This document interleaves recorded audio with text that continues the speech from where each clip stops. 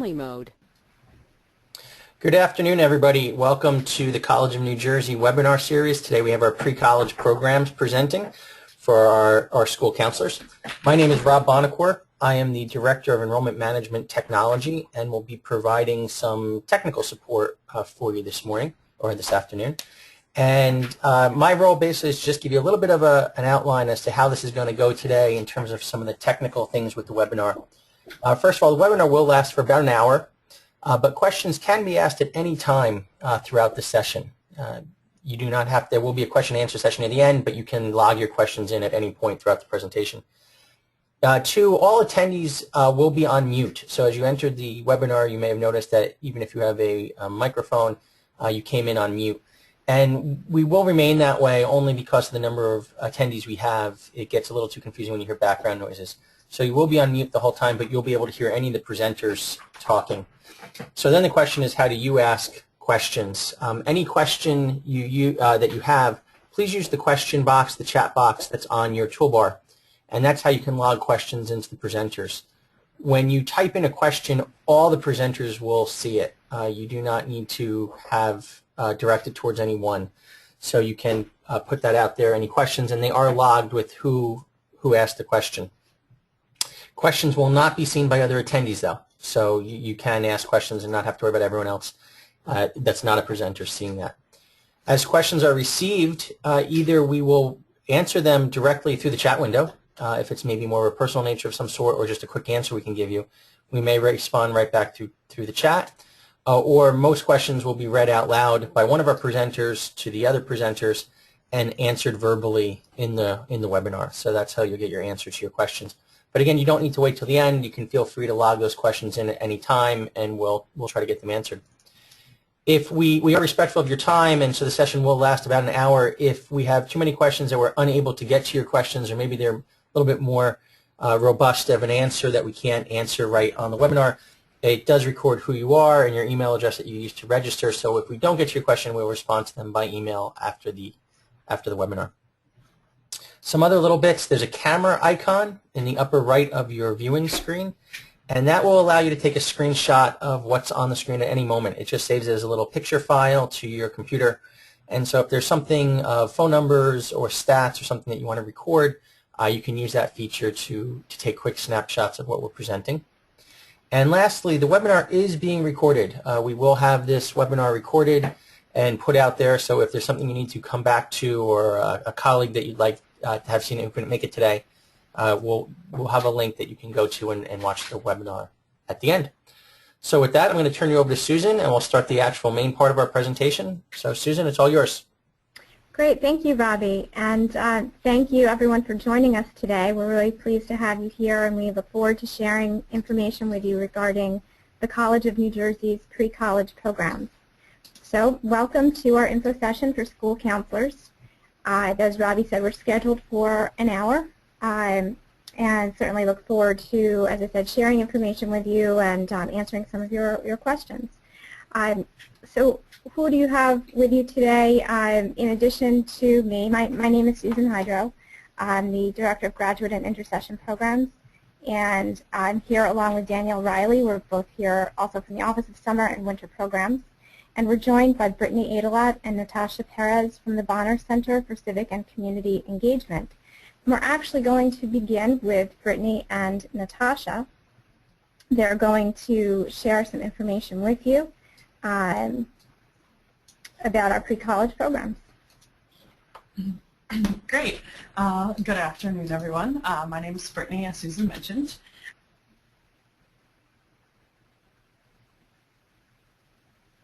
A little bit about the pre-college program, but in order to do that, I'm going to say a little bit about the Bonner program first. We are a community service scholarship program. There are 75 colleges across the country that have the program. We have about 100 Bonner students in our program, current college undergraduates that receive some kind of scholarship for their service. And the students complete service in the Trenton area with us. So through the pre-college program, we're looking to replicate that model. So over the summer, the students that come to do the pre-college program are going to be taking a course and then integrating service right into their work. So the pre-college program has 4 components. The first is choosing the course. The second is about college life. The third is about the community engaged learning, and then the fourth is enrichment opportunities. So our courses for the past summer, which I'm going to talk a little bit about because it'll probably be very similar for this coming summer, we had 2 different options, credit and non-credit. So first, the credit options have been sociology and history in the past couple of summers. Both classes are taught by really great professors that we're very close with on campus, and we do work with all year long.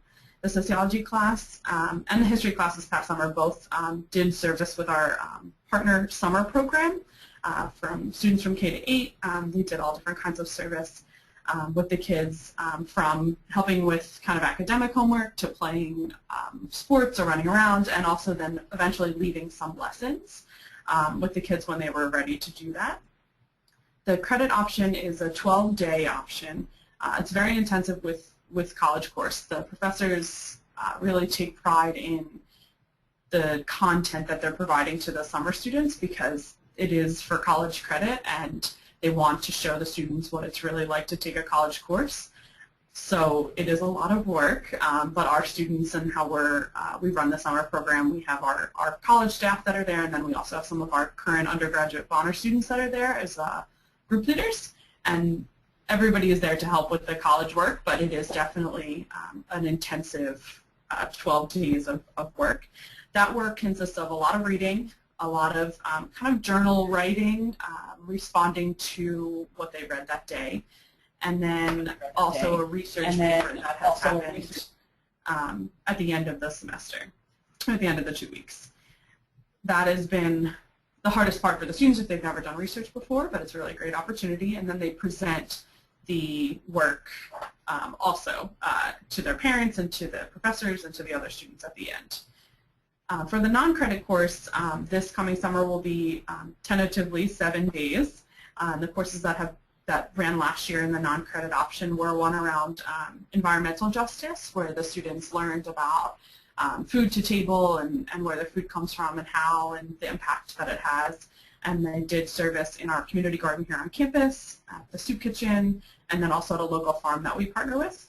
And then the other course was a marketing course around digital and social media. And those students did hands-on experiential work with the pre-college program and the credits. I'm going to scan through some pictures as we talk also, so you can kind of see the summer. So for the non-credit course, it's still an intensive workload because it's only a couple days, but they have fewer requirements as the credit option does. So here's them presenting at the end. Lots of homework, as we mentioned. So the next component is the college life side. So this is one of the best experiences I think students before college can get to really see what it's like to go to school, because not only are they taking courses and having to do research, but they also get to live in the dorms. They have to work to manage their own time, which is something that a lot of the students have come out of the program explaining that they really learned from.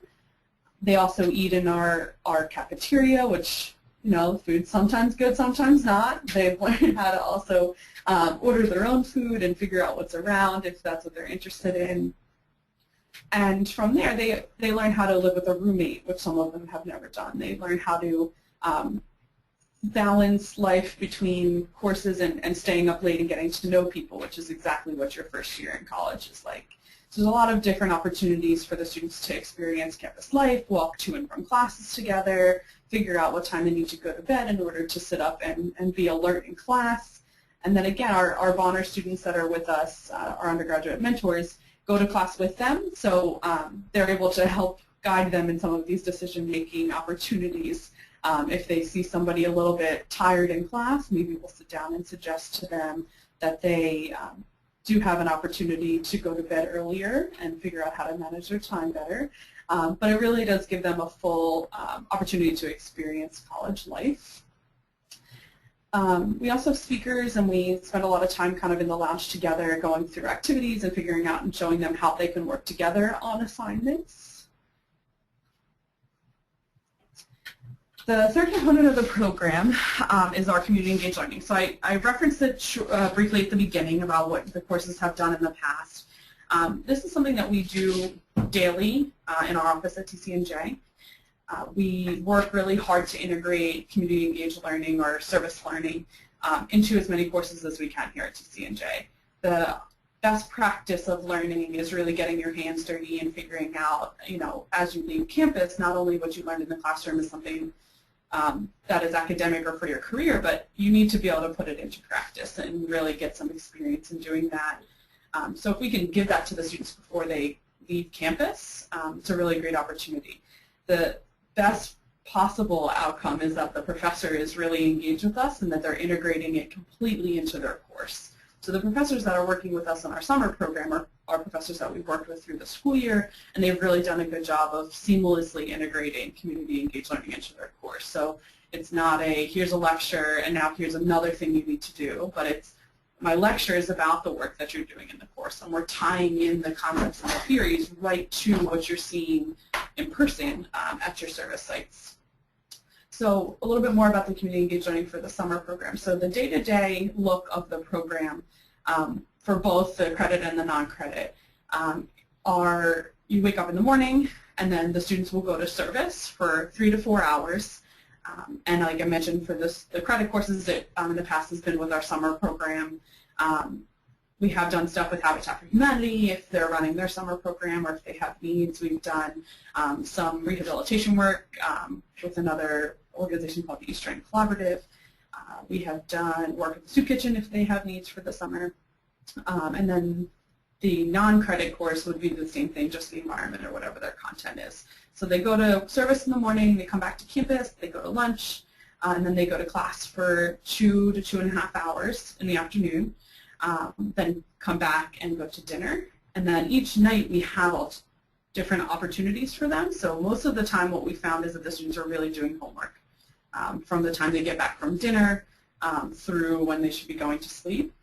But if they have some extra time or ahead on their work, which a handful of students will be, we have other opportunities for them, including something like working on your college essay, if that's an interest to them, or kind of preparing with career information. So maybe we're doing a survey on different career types and what they're thinking they're most interested in, or we're helping them figure out what their leadership style is or their conflict resolution style so that they're leaving with some additional tools. But as I mentioned, a lot of the students really are doing work for most of the afternoon and the night. Each day we also do a reflection so that the students get to process what service they did and how it's connected to the course with our staff and our Bonner undergraduate students too. And just kind of a check-in for the day.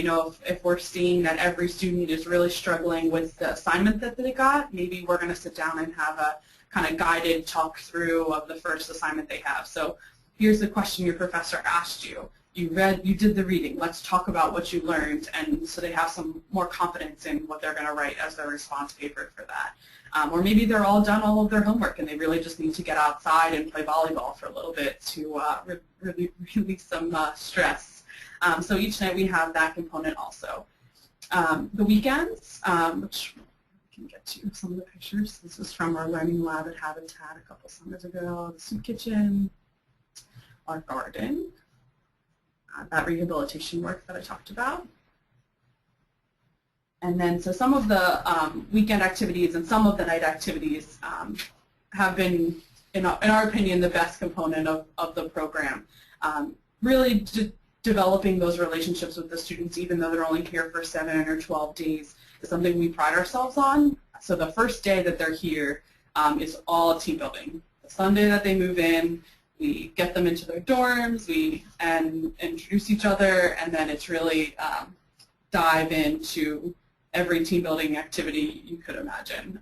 From what you're seeing on the screen is an image from the human knot activity. I don't know if anybody's ever done that one, but we do everything from those kind of activities to questions and answers to really just get to know everybody and for them to get to know each other. Other enrichment activities at night could include guest speakers. We have really great community partners that we work with all year long that we can invite to come in based on what's kind of going on. We've had elected officials come in the past. We really kind of survey the interests in the courses, depending on what we're offering in the summer, to find out what kind of guest speakers come in. We also have done some trips. This last summer, we went down to Philadelphia. They were really on top of their homework, so we figured we could take a day and do that. Went down to Philadelphia and went to the Magic Gardens Mosaic Museum, which is really cool. And then from there, we went to kind of a local park and gave them a little bit of time to just hang out and explore the city, another thing that you would do in college. And then through the week, we do, as I mentioned, the reflections, but we also continue to do team building activities. And as the week goes forward, as they get to know each other better and better, we're able to kind of delve a little bit deeper into, what their life goals are and really help them figure out what they can take away personally from this program. And each person will be a little bit different. Some really take away the course content and what they learned from being part of a college course in time management, but some really take away what it's like to live with a roommate. If they don't have any siblings and never had to do that before, that might be what they take away from the program. So helping them over the week really decide and figure out what they're going to be able to take away from this and bring back home with them is something we really hope to do also. So some pictures from the enrichment activities. This was a how do you change the world in using the arts kind of activity. So this group cut out the world in the background there and hung it on the wall and found this quote. They did this in an hour. So this was one of the groups. Another group sang a song and changed lyrics. That was a really cool activity. A couple of years ago, we went to the Grounds for Sculpture in Hamilton. So this is a picture from that day. This is one of our team building activities that we do on the lawn here that first day. Really get to know each other, break down some barriers. So this picture in the front is one of our actually now staff, recent graduates, bonding with two of our participants around this activity. Volleyball, as I already mentioned, is one thing they're doing. I believe this picture's in the rain. That was their choice. And then just as I mentioned, the outcomes really are dependent on the students themselves and what they hope to get out of the program, whether it be social skills or college life or course skills, reading and college reading skills and writing skills. We had really great outcomes. So this is some from the past couple of years. 86% of participants are interested in returning or would recommend the program to a friend. We've had a few returning participants, and we hope we do this summer also. And 100% of the participants felt they engaged in meaningful service while they were here. This is one component that we usually see. Not many people come in with the type of service experience that we give them during this program, so it's something that we definitely are able to provide for them while they're here for the week or two.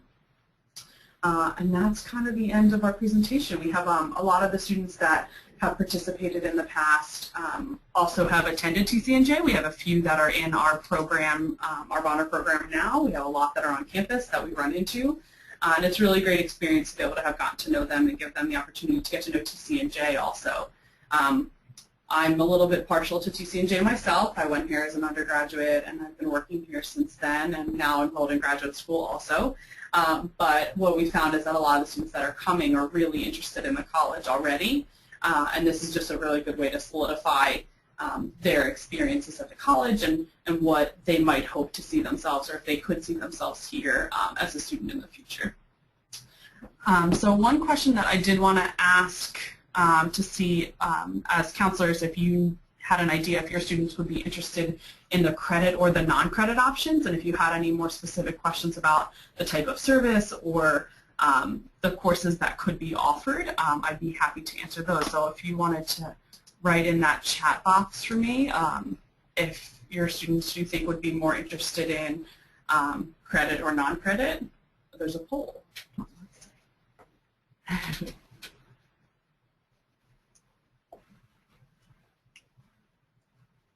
Great. So far, about 50% of people have responded to the poll, and everybody's saying the credit option. That's really great.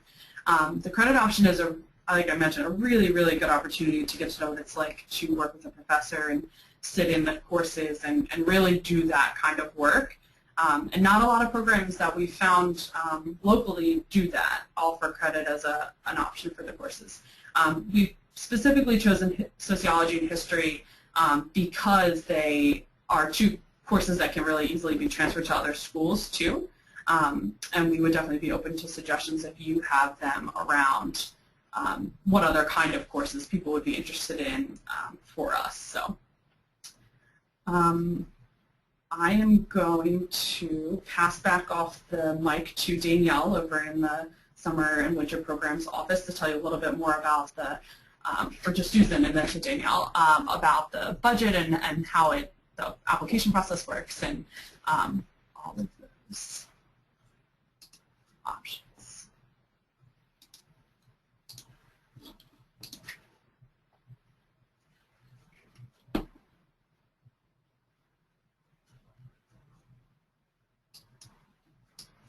Thank you, Brittany. So as Brittany talked about, we have some examples we can share with you of courses that we offered in the past, and this can give you an idea of what we're looking to offer this coming summer. It will probably be something similar, as Brittany indicated. So you can see here that what we're looking to do is credit-bearing course options running July 12th through 24th. And again, the kinds of classes that we offered in the past have been Introduction to Sociology, History of American Cities. Non-credit course options we're looking to run July 12th to 19th. And the types of courses we've run in the past, again, have been Garden State, which was dealing with where food comes from and issues with nutrition and food in our communities. And then, of course, on digital marketing and communications. So students would choose one course when they submit their application. And we'd like to ask one question here, another poll question, and that is, which of these four previous course options would you think would be most interesting for your students?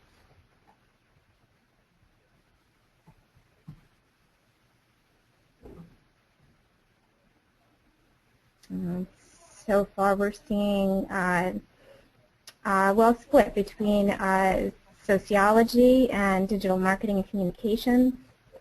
It looks like most people have submitted their answer to the poll, but we'll give it just another second.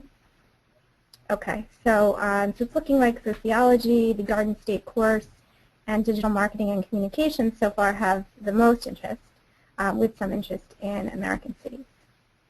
Thank you. Okay. And then we wanted to share with you some information, again, about what the program costs were in the past. So for the credit-bearing option, the cost was $3,500. And you can see in both cases the cost includes the tuition. In the case of the credit-bearing option, it's a 4-credit course. TCNJ undergraduate courses are 1 course unit, which is the equivalent of 4 credits. So the cost includes the tuition cost, whether it's credit-bearing, which is what you see on the left, or the non-credit-bearing, which is what you see on the right. It includes the room and board, a mentored service experience, recreational activities, transportation to and from service and recreational activities. Students do need to get here to campus and then home on their own. It does include a workshop with admission staff, which is a really important aspect to help students learn and understand how to highlight community service and the work that they're doing and the experience that they're getting in the pre-college program during their college admission process. So how to highlight those things as part of their college essay, perhaps, or if they're doing an interview or something like that. How to show what it is that they've done and how to convey that. The cost does not include textbook options, which could vary by course. And then for non-credit bearing, the cost in the past has been $1,400. And again, it includes those things that we discussed. I'm going to now ask Danielle to talk a little bit about the application process and who typically applies.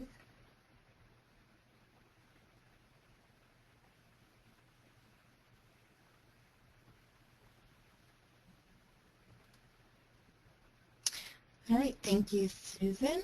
So like she said, I'm going to be speaking about the application process, which is done through our office.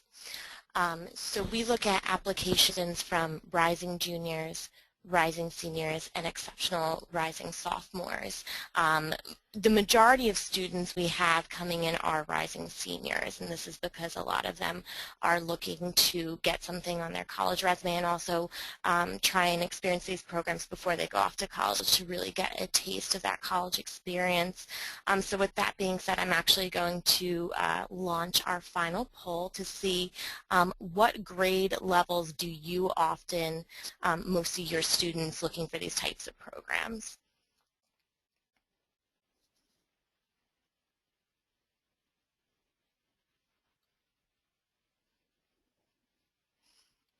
Okay, actually it looks like current juniors. All right, so yeah, rising seniors for next year. And like I said, again, these students probably about 80% of our students have been the rising seniors.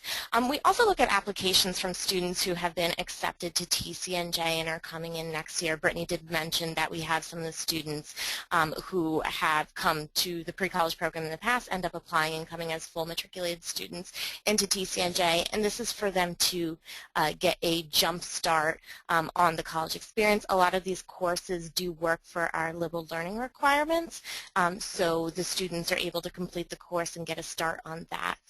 The application is available on our website, so I'll go into that and the supplemental documents that are required.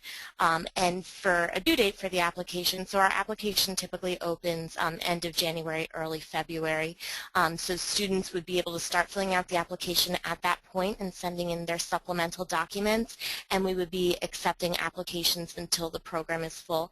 Typically that happens around June, but we do encourage students to apply early because we tend to keep the classes at about maximum of 15 students, so depending upon the amount of course offerings that we have, that kind of dictates the capacity of when we would review applications until. So for the application, this is for both the credit and non-credit programs. We take a holistic approach to it, the way that we review the application. Each of these supplements are looked at separately to assess the student's academic ability as well as their want to complete community service, what they've brought to the program, what they've done in the past, and if we believe that they're going to be able to keep up with the academic rigor of the program. So we look at a letter of recommendation. We require that from a high school counselor, principal, or teacher who knows the student well.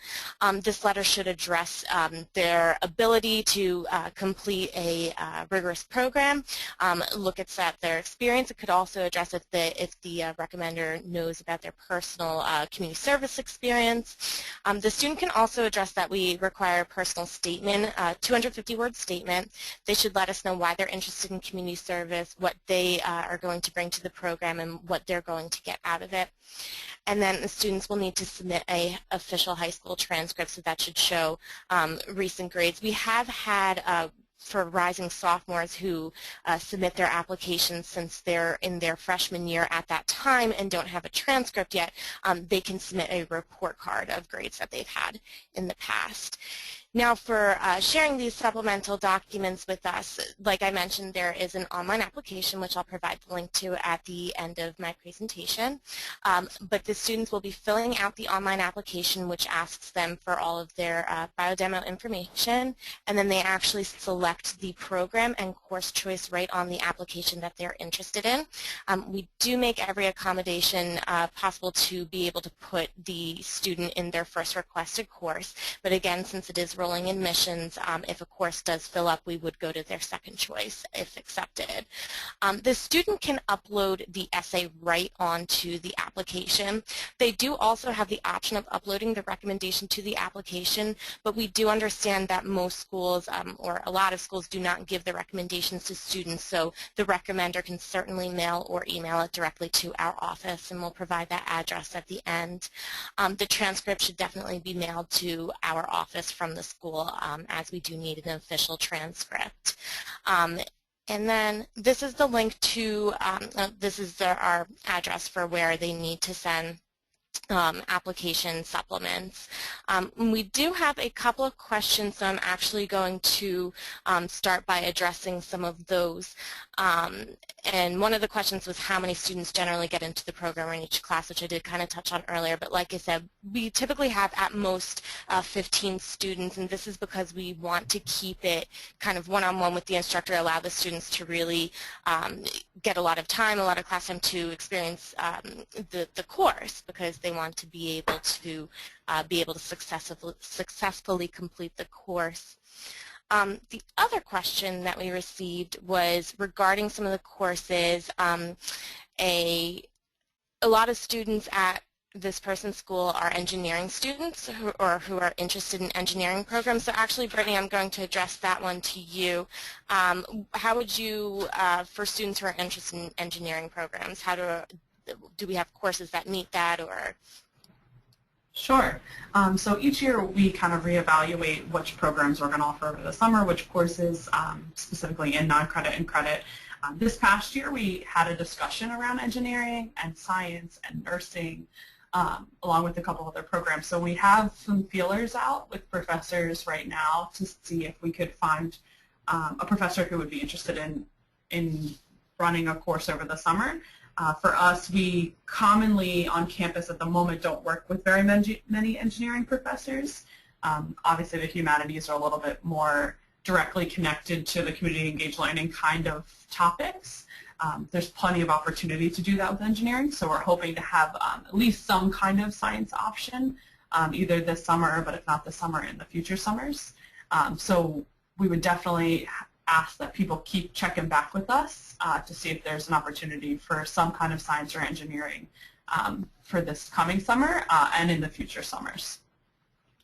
Thanks, Britt. Yeah, definitely. Like she said, we're always looking at new course options. It is a pretty new program. A lot of these courses, like I said, for incoming TCNJ students, they do fulfill the liberal learning requirements, so they're easily transferable even if the student didn't attend TCNJ to other schools, because they are those general education types of courses. Another question we had come in, Britt, that I might also ask you to respond to. So you sort of addressed this in some of what you went over, but will the students have free time during the day or evening, and are they able to leave campus? Sure. So the quick answer is they have a lot of free time depending on how they manage it. But the second answer to the question is we don't allow them to leave campus. We actually ask that students that are coming to the program do not have a car here because of the concerns to do that. We know that they're coming here as kind of college students, but at the same time they are still high school students, and most of them are not even 18 yet. So we want to make sure we're being safe with the students that are here, and really take serious that we know where they are and we know what's going on while they're on campus. So while we get off campus as a group a lot, we actually ask that they don't have a car here and that they don't leave the program at any time. That is a flexible rule. We've had a couple summers where somebody's birthday is in the middle of the program and a parent asks if they could come back and pick them up and take them out to dinner. And of course, we will figure out how to make those things happen. Generally, our policy for that has just been we need to see the parent, and we do kind of a physical handoff of the student, and we need to know when to expect them to come back. The same thing goes, parents often say, like, if I want to drop off snacks or water or something additional to them, can I do that? And the same thing, policy, we just ask that one of our staff or undergraduate group leaders kind of walks with the students to make sure that they're going where they need to. If they're incoming TCNJ students, they will have their TCNJ orientation probably somewhere in this time block. So obviously we'll work with them to make sure they can attend the orientation activities and further. So we really do ask that they don't leave campus unless we know about it, specifically before the program begins. Great, thanks, Britt. One other thing on that subject too that we were asked was, will students have homework assignments? Absolutely. Lots of homework. Every night will definitely have reading to do, no matter which course they're in. That's the #1 homework assignment. Most of the professors, we meet with them as a group also before the program, so the homework is pretty consistent by class for how much time it will take. We do that on purpose, whether it's credit or non-credit. The amount of time the students will take working on some kind of project is very similar. So often what it will look like is the students will have a reading to do of some kind of article that the professor has posted on our online program that our TCNJ students use called Canvas. And then the students will have to do some response, whether the professor has given them a couple questions to respond to, or if they have to just do a reflection, or do a blog that connects their service experience to the reading that they did. Thanks, Britt. Now I'm actually going to direct this other question that we received towards Susan. How do students get graded for their coursework, and is there a certificate of completion or something that they receive at the end of the program? Sure, thank you, Danielle. And thank you to our participant for that question. Yes, when the students choose upon application whether they're interested in the credit-bearing course or the non-credit-bearing course, they are registered into that course. So there is a record of that course which can be generated through a TCNJ transcript. Now, in the case of a credit-bearing course, the student is graded on a letter grade basis. In the case of the non-credit-bearing course, that's done as a pass-fail kind of, or satisfactory, unsatisfactory kind of basis. In either case, the student is provided with information on how to access their record by requesting a transcript from the College of New Jersey, and it is just that. They get an actual transcript. So it would show the course that they took, and it would show the grade earned, whether it was the letter grade in the credit bearing or the pass-fail in the non-credit.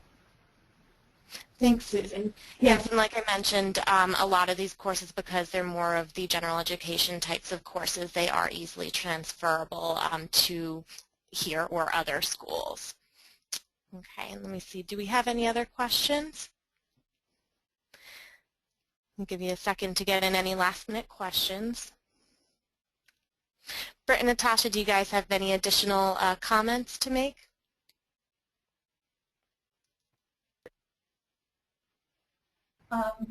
Nothing in general, but overview in general. But I do want to encourage. In general, the program in general, and really am excited to have students again this summer and to be continuing to run the program each year. It's a really great program, and I do encourage. Danielle will send out a follow-up email from this webinar, and we'll have a link to our video that's on our website. It's a really great opportunity to see and hear directly from some of the students that were in the program. So if you have a couple minutes to check that out, or if you have students that are interested, to direct them right there. It gives you a lot of the information we talked about today in a really short and concise way, and specifically from some of the students who were in the program in the past. Okay, thank you, Britt. Thank you, Britt. Yes, thank you, and thanks to all of our participants for joining us today. We appreciate that you took the time to spend with us, and hope that you did have an opportunity to have lunch while you were spending that time with us today. We do encourage you to send any questions that you have by email. You have the email address there is summer@tcnj.edu, or feel free to call us as well. The number is there for you on the screen. And again, we look forward to talking with you. We look forward to having your students on campus with us. So we thank you again, and we wish you a good day.